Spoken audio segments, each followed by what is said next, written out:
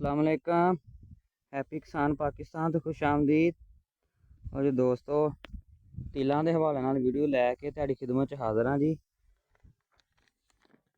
जैसा कि सब दोस्त जानते हैं, 2024 दे विच तिलों की जिहड़ी काश्त है वो बहुत ज़्यादा हो रही है। गंदम की काश्त बहुत ज़्यादा हुई सी। उस तो बाद गंदम के वड्डां दे विच बहुत ज़्यादा रुझान जिहड़ा है वो हरकी लोगों का तिलों का हैगा। लास्ट ईयर जिहड़ा तिलों ने लोगों को काफ़ी मुनाफा दिता सी। और इस दफ़ा मुल्की सतह पर अगर देखा जाए तो रिकॉर्ड रकबे ते जिहड़ा तेल वे ओहदी काश्त हो रही है। और इस टाइम भी तिल काश्त किए गए आ। 2-3 दिन पहला उस जगह से मैं खलोता वा और तिलों के हवाले नाल चंद टिप्स जिहड़ियां ने अपने मैं दोस्तों नूं अज देवांगा। और रिक्वेस्ट करांगा सारिਆਂ ਨੂੰ पहला, अगर वीडियो अच्छी लगे इन्हूं लाइक कर देना, दोस्तों शेयर कर देना। और जोड़े दोस्त हैप्पी किसान पाकिस्तान के नए हैं वो हैप्पी किसान पाकिस्तान सबसक्राइब कर लो, बैल आइकन दबा लो ताकि मजीद आने वाली वीडियो जड़ियाँ ने बर वक्त तुहानूं देखने मिलदियां रहन। तो जो दोस्तों, तिलों के हवाले नाल चंद गल्लां जड़ियां अपने दोस्तों मैं दसांगा। बहुत सारे लोग जोड़े आ उन्हों का ये ज़हन है कि सुकून दे नाल तेल ला लो, बड़ी सौखी वाही है। और अगर तिलों की फसल नूं बारीकी नाल देखिए तो तिलों की जिहड़ी फसल है ये बहुत ही लाड प्यार वाली फसल है। बहुत ही लाड दे नाल इस फसल नूं पालिया जाता है और बहुत ही लाड नाल और बहुत मैनेजमेंट के नाल तुसीं इहदे तों जिहड़ी पैदावार हासिल कर सकते हो। अगर पैदावार की गल करिए, इहदी एकड़ की पैदावार 25 मन तक भी मैनेज किया जाए तो आ सकती है। और बाद दोस्त भरा जिहड़े आ वो ये भी है जिन्हां की पैदावार 3 ਤੋਂ 4 मन होंदी है। अगर तुसीं 20 मन नूं क्रॉस कर जाते हो तो 20 मन नूं जो तुसीं क्रॉस करते हो तो यकीनी तौर पर रेट अगर कम भी मिलता है तो तुहाडी जिहड़ी वो फसल है वो तुहानूं ठीक ठाक मुनाफा जिहड़ा है वो दे जाती है। अगर वक्ते काश की गल करा, 1 मई तो लग के 10 जून तक तुसीं जिहड़ा तेल लगा लो। ये 1 मई तो लग के 10 जून तक जिहड़ा है वह बड़ा आइडियल टाइम है। वरायटियां जिहड़ियां ने वो बहुत ज़्यादा वरायटियां मार्केट आ चुकियां ने। चंद को वरायटियां का मैं जिक्र करांगा जिहड़ियां अच्छियां वरायटियां ने।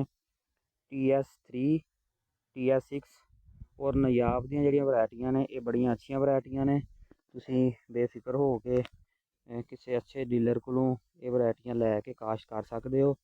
तरीका काश्त जिहड़ा है वो मुख्तलिफ तरीक़िਆਂ नाल जिहड़ा लोग इन्हूं लगा रहे आ।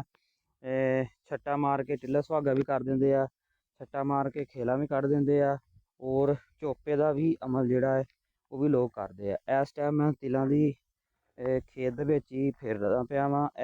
तिलों की बिजाई हुई है और दोस्त ने 2 तरीक़िਆਂ नाल जिहड़ा तेल है काश्त किया है और दोनों तरीके मैं दसांगा। और आने वाले दिनों भी तुहानूं मैं इन्हां दोवां दा जिहड़ा फर्क है वह भी दसांगा। तो जी यह छट्टा मार के खालियां कढ़ियां गई ने इस तरह दियां और यह छट्टा मार के टिल्ले सुहागा किया गया है। जर्मीनेशन जिहड़ी है शुरू हो चुकी है। और अगर सारा अच्छा तरीका जिहड़ा मैं अपने दोस्तों रिकमेंड करांगा, अगर तुहानूं लेबर अवेलेबल है, अगर तुसीं चोपा लगा सकते हो बहुत ही ज़बरदस्त तरीका है, या तुसीं ड्रिल कर लो तो वह भी बड़ा ज़बरदस्त तरीका है। ड्रिल कर लो या चोपा ला लो, बहुत ही ज़बरदस्त तरीका है तिलों के हवाले नाल। और 2 किलो सीड जिहड़ा पर एकड़ दे विच तुसीं इस्तेमाल करना। अगर खाद की गल करा, खाद जिहड़ी है अगर तिलों तो तुसीं पैदावार लैनी है तो यूरिया तो परहेज़ करना। 1 बोरी DAP, अद्धी बोरी SOP बिजाई दे वक्त और 2 बोरियां NPK नाइट्रोफास दियां तुसीं उपर इस्तेमाल करो। और इंशाअल्लाह ताला अगर बेहतर तरीके नाल मैनेज कर लोगे तो बड़ी ज़बरदस्त पैदावार आएगी। अगर खालियां दे काश्त की है तो गंद वास्ते एक प्रोडक्ट है जी हरबाउट, वो तुसीं कोशिश करदे होया तिलों नूं बचाउंदे होया हल्का फुल्का अगर उपर पै जाए तो स्ट्रैस नहीं देंदा, तुसीं हरबाउट का इस्तेमाल करो। तिलों के वास्ते वो ज़बरदस्त चीज़ है जी, जड़ी बूटियां का खात्मा कर देगी।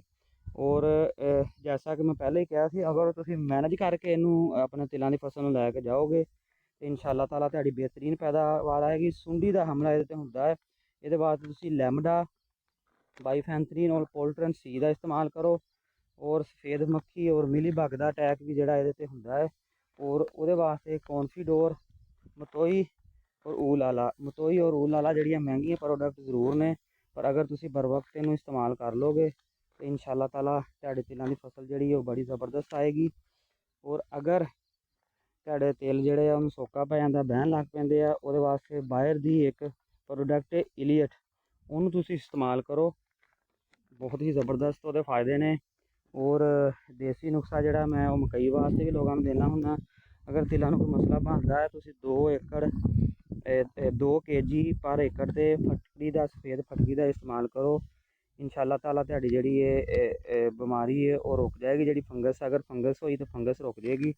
ਔਰ ਤੁਹਾਡੀ ਫਸਲ ਜਿਹੜੀ ਤਿਲਾਂ ਦੀ ਹੈ ਉਹ ਬਿਮਾਰੀ ਤੋਂ, ਉਹ ਸੋਕੇ ਤੋਂ, ਫੰਗਸ ਤੋਂ ਮਹਿਫੂਜ਼ ਰਹੇਗੀ। ਔਰ ਦੋਸਤੋ, ਤਿਲਾਂ ਦੇ ਹਵਾਲੇ ਨਾਲ ਚੰਦ ਗੱਲਾਂ ਆਪਣੇ ਦੋਸਤਾਂ ਨਾਲ ਸ਼ੇਅਰ ਕੀਤੀਆਂ ਨੇ। ਤਿਲਾਂ ਦੀ ਫਸਲ ਨੂੰ ਬਹੁਤ ਹੀ ਲਾਡ ਔਰ ਪਿਆਰ ਦੇ ਨਾਲ ਤੁਸੀਂ ਪਾਲਣਾ ਹੈ। ਔਰ ਇਨਸ਼ਾ ਅੱਲਾਹ ਤਾਲਾ ਉਮੀਦ ਕੀਤੀ ਜਾ ਰਹੀ ਹੈ ਕਿ 2024 ਦੇ ਵਿੱਚ ਵੀ ਤਿਲਾਂ ਦੀ ਫਸਲ ਜਿਹੜੀ ਉਹ ਜ਼ਿਮੀਂਦਾਰਾਂ ਵਾਸਤੇ ਮੁਨਾਫਾ ਬਖਸ਼ ਸਾਬਤ ਹੋਏਗੀ। ਹਾਲਾਂਕਿ ਕਾਸ਼ਤ ਬਹੁਤ ਜ਼ਿਆਦਾ ਹੈ। ਔਰ ਅਗਰ ਚਾਈਨਾ ਦੇ ਨਾਲ ਕੰਟਰੈਕਟ ਜਾਰੀ ਰਿਹਾ, ਚਾਈਨਾ ਤੇਲ ਜਿਹੜਾ ਪਾਕਿਸਤਾਨ ਕੋਲੋਂ ਲੈ ਰਿਹਾ ਵੇ, ਮਸਲਾ ਮਸਾਇਲ ਨਾ ਬਣਿਆ ਤਾਂ ਇਨਸ਼ਾ ਅੱਲਾਹ ਤਾਲਾ ਚਾਈਨਾ ਬੜਾ ਵੱਡਾ ਖਰੀਦਦਾਰ ਹੈ। ਔਰ ਚਾਈਨਾ 'ਚ ਤੇਲ ਨਿਕਲ ਗਏ ਤੇ ਇਸ ਦਫਾ ਵੀ ਲੋਕਾਂ ਨੂੰ ਤਿਲਾਂ ਦੇ ਵਿੱਚੋਂ ਜਿਹੜਾ ਹੈ ਉਹ ਅੱਛੇ ਤਿਲਾਂ ਦੇ ਰੇਟ ਮਿਲਣਗੇ। ਬਹਰਹਾਲ ਮੈਨੇਜਮੈਂਟ ਨੂੰ ਬਿਹਤਰ ਕਰਕੇ ਕੋਸ਼ਿਸ਼ ਕਰਨੀ ਹੈ ਕਿ ਪੈਦਾਵਾਰ ਜਿਹੜੀ ਉਹ ਮੈਕਸੀਮਮ ਆਵੇ, ਤਾਂ ਕਿ ਜਿਹੜਾ ਵੇ ਤੁਸੀਂ ਗੰਦਮ ਦੇ ਵਿੱਚੋਂ ਖਸੂਸਨ ਅਗਰ ਮੌਸਮੀ ਮਕਈ ਔਰ ਗੰਦਮ ਦੇ ਜ਼ਿਮੀਂਦਾਰਾਂ ਦੀ ਗੱਲ ਕਰੀਏ ਤਾਂ ਉਹਨਾਂ ਦਾ ਕਾਫੀ ਜ਼ਿਆਦਾ ਨੁਕਸਾਨ ਹੋਇਆ। ਔਰ ਤਿਲਾਂ ਦੀ ਫਸਲ ਨੂੰ ਖਸੂਸੀ ਤਵੱਜਾ ਦਿਓ ਤਾਂ ਕਿ ਅੱਛੀ ਪੈਦਾਵਾਰ ਆ ਜਾਏ। ਔਰ ਜਿਹੜੇ ਆ ਗੰਦਮ ਔਰ ਮਕਈ, ਮੌਸਮੀ ਮਕਈ ਦੇ ਜਿਹੜੇ ਮਸਲੇ ਮਸਾਇਲ ਬਣੇ ਸੀ, ਜਿਹੜੇ ਲੋਕਾਂ ਦੇ ਨੁਕਸਾਨ ਹੋਏ ਆ, ਉਹਨਾਂ ਦੀ ਕੁਛ ਕਿਸੇ ਹੱਦ ਤੱਕ ਰਿਕਵਰੀ ਜਿਹੜੀ ਹੋ ਜਾਏ। ਉਹ ਜੀ ਦੋਸਤੋ, ਤਿਲਾਂ ਦੇ ਹਵਾਲੇ ਨਾਲ ਵੀਡੀਓ ਸੀ। ਅਗਰ ਕਿਸੇ ਕਿਸਮ ਦਾ ਕੋਈ ਮਸਲਾ, ਕੋਈ ਕੁਐਸਚਨ ਹੋਵੇ ਕਿਸੇ ਫਸਲ ਦੇ ਬਾਰੇ, ਤੁਸੀਂ ਉਹ ਕਮੈਂਟਸ ਬਾਕਸ 'ਚ ਆ ਕੇ ਕੋਈ ਵੀ ਸਵਾਲ ਪੁੱਛ ਸਕਦੇ ਹੋ। ਇਨਸ਼ਾ ਅੱਲਾਹ ਤੁਹਾਨੂੰ ਤਸੱਲੀ ਬਖਸ਼ ਜਿਹੜਾ ਜਵਾਬ ਉਹ ਦਿੱਤਾ ਜਾਏਗਾ। ਅਗਰ ਵੀਡੀਓ ਅੱਛੀ ਲੱਗੇ ਲਾਈਕ ਕਰ ਦੇਣਾ, ਦੋਸਤਾਂ ਨੂੰ ਸ਼ੇਅਰ ਕਰ ਦੇਣਾ।